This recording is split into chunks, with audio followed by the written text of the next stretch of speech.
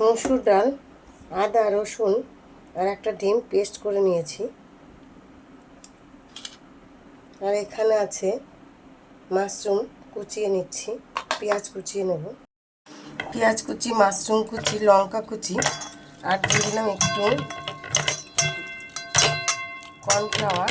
এবার এটা মেখে নেব, মেখে নিয়ে আমি বড়া করে নেব। তেলটা গরম হয়ে গেছে, এখন আমি বড়ার আকারে দিয়ে দেবো।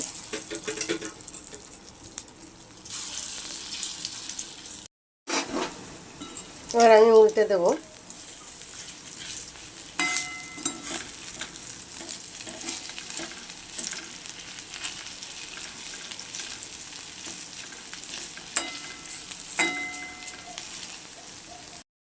আমার বড়াগুলো ভাজা হয়ে গেছে, এখন আমি নামিয়ে নেব।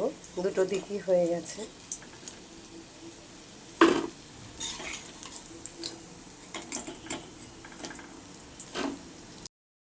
মাশরুম দিয়ে সব কটা বড়া হয়ে গেছে, এখন এটা সস দিয়ে পরিবেশন করব।